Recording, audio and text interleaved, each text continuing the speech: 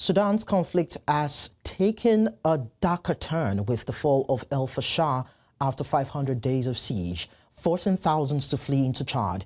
The United Nations says over 11 million people are now displaced, making it one of the world's gravest humanitarian crises. Survivors describe scenes of renewed violence, loss and trauma that echo the horrors of the past Darfur war. In Chad, exhausted families keep arriving at overcrowded camps where resources are stretched thin. The UN Refugee Agency warns that without greater global support, this crisis could spiral even further. Amid despair, the resilience of those fleeing stands as a reminder that the world's silence carries a human cost. And today on The Conversation, I'm joined by Dr. Shelly Whitman, Executive Director, Dallaire Institute for Children, Peace and Security. Thank you so much, Dr. Whitman, for joining us on the show. For having me. Now, the conflict between Sudan's army and the Rapid Support Forces has left over 40,000 dead and displaced millions, according to reports. How did the political power struggle between two factions spiral into one of the world's worst humanitarian disasters?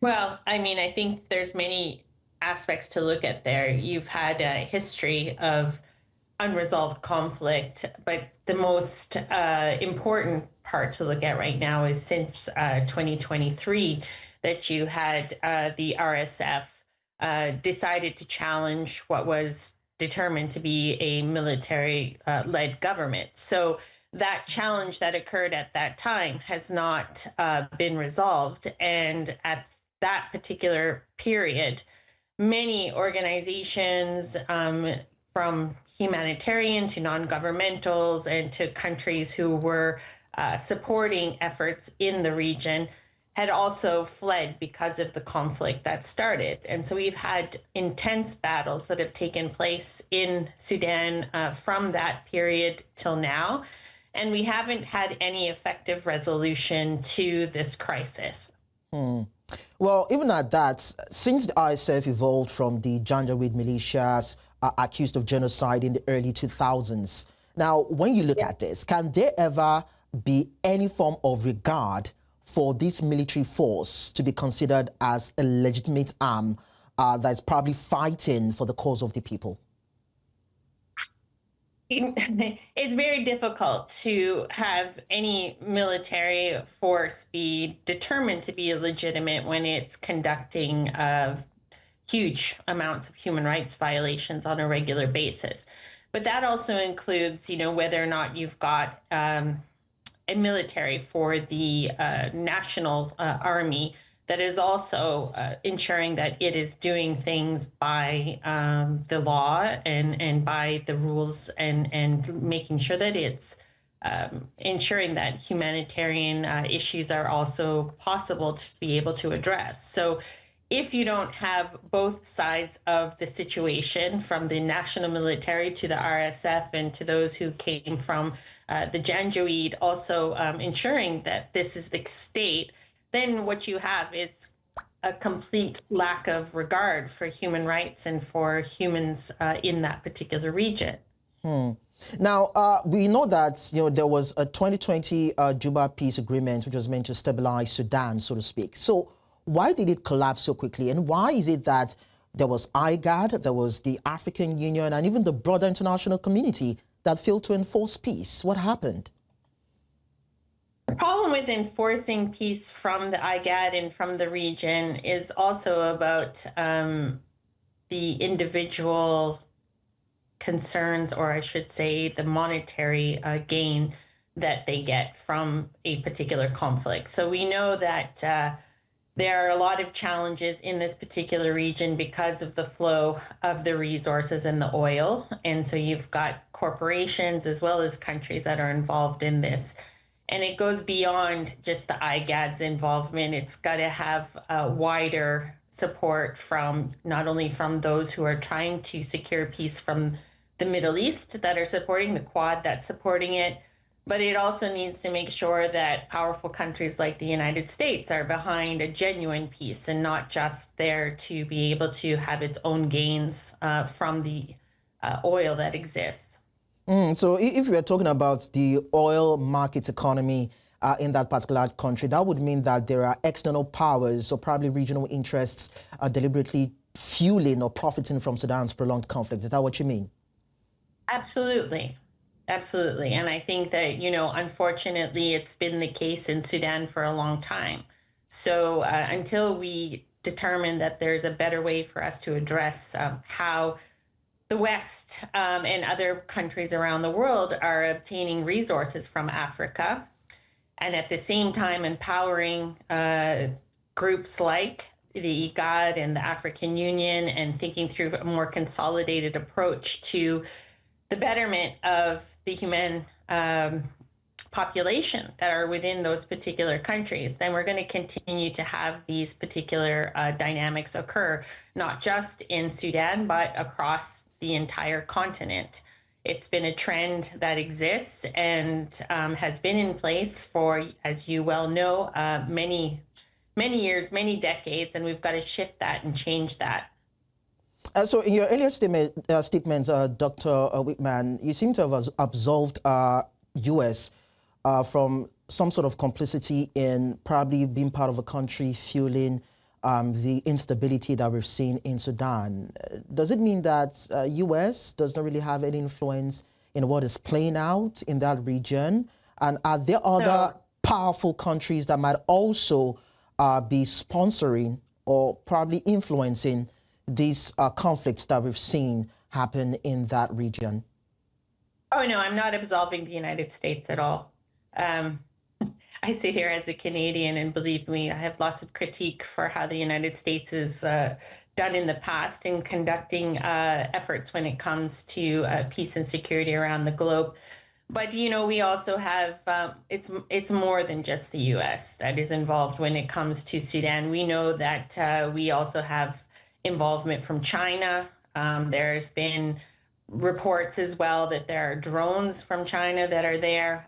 We also understand that there are many factors in terms of major powers also, in the Middle East, but also from Europe. And so I'm not absolving them, and I'm certainly not looking at the fact that it's just one country. There's many countries that are involved in the situation in Sudan.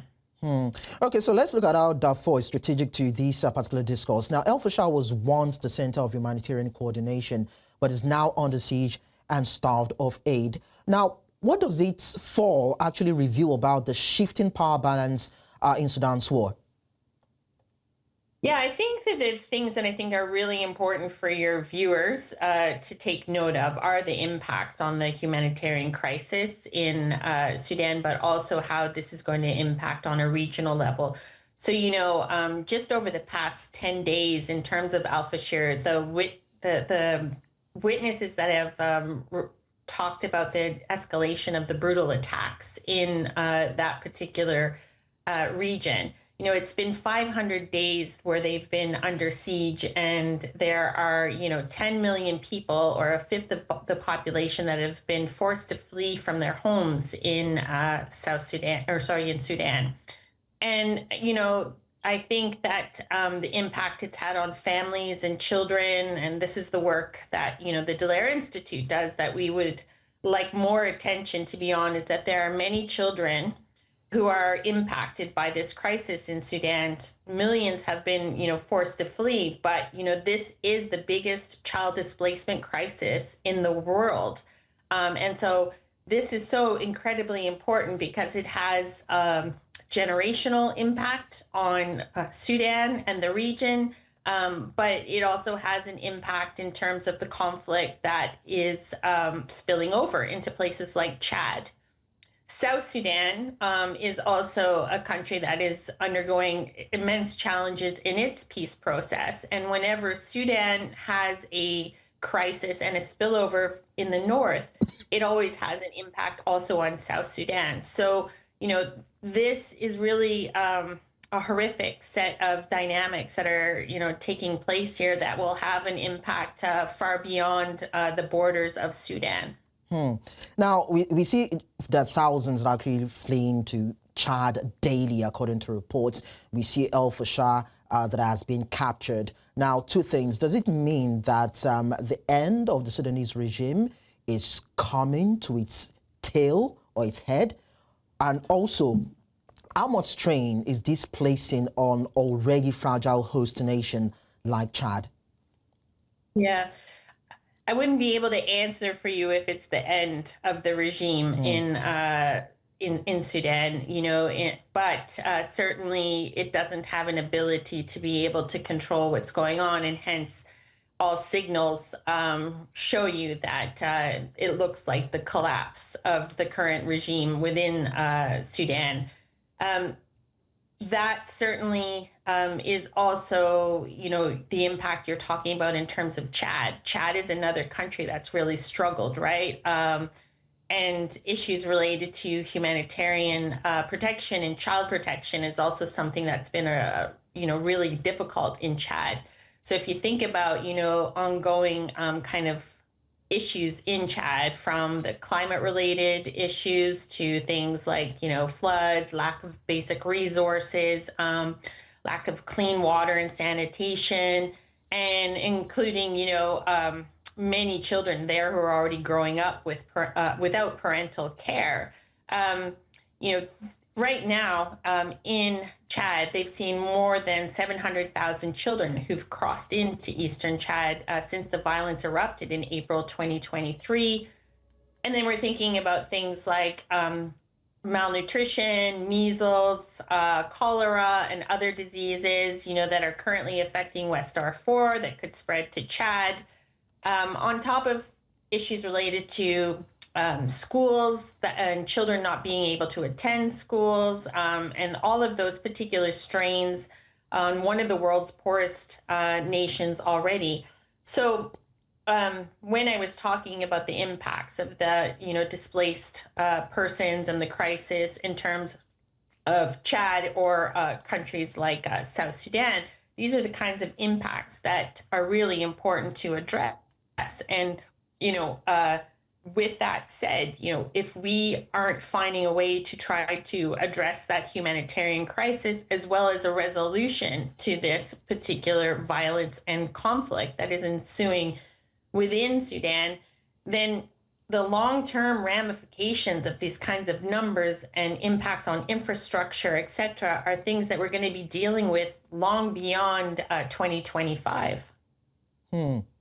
Now, this is going to be a very big issue, I must say, most especially for the people that will be suffering the brunt of these clashes. Now, we're looking at Chad, who has economic issues, there are political issues. You've raised the concerns as regards the possibility of the children, probably the women, not being safe because of Chad's issues. We also see that these refugees seem to trek for days through deserts with little food or water. It's a lot of challenge that they're going through. So now, beyond, the immediate relief they're able to find, are there any viable path to safety or survival that they could tend towards, aside from, moving towards Chad? Think about the region that it's in and the areas that they do have to trek through and the bordering nations.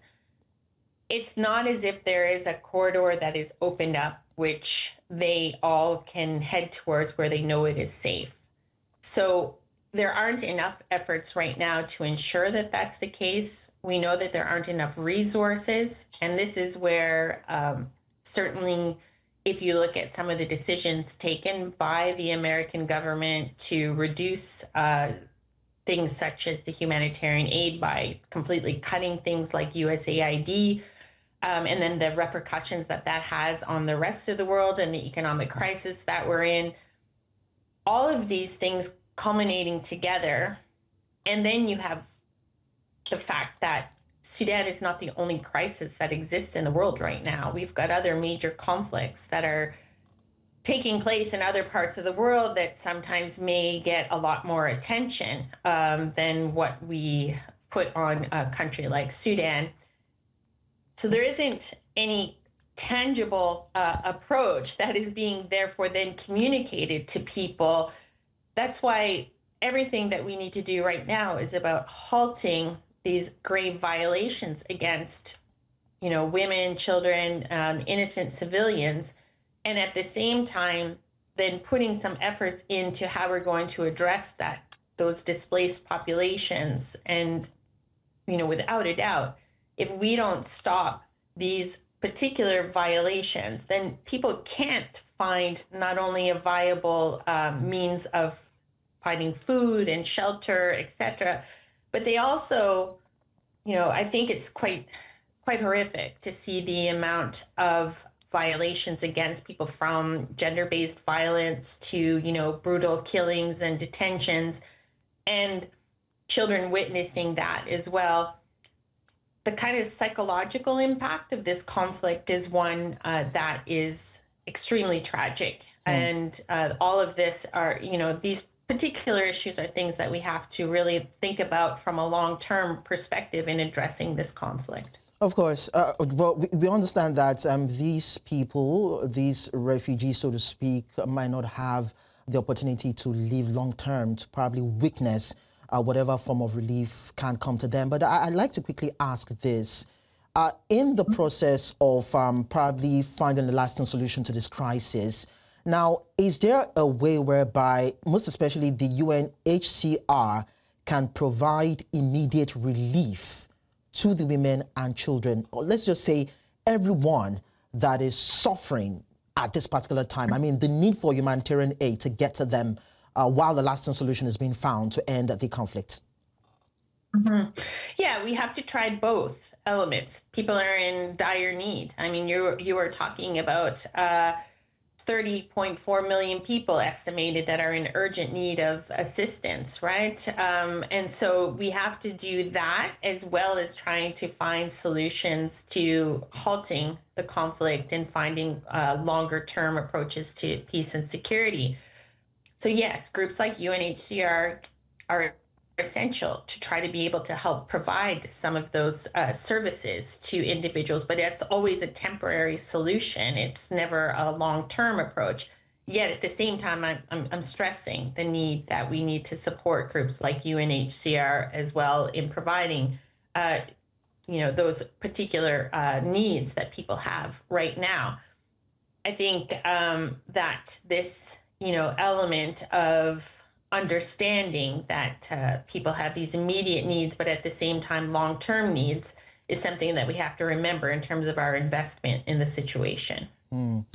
Well, we hope that some sort of global response will be possible, hopefully, probably next days, to see that these people get all the help that they can, while we also look for some diplomatic way to just resolve the issues that have plagued Sudan for these number of years. Thank you so much, Dr. Shelly Whitman, for sharing your thoughts with us on the show at this time. It was nice talking to you. Thank you so much. Keep shedding the light on this situation. Definitely we will. Thank you.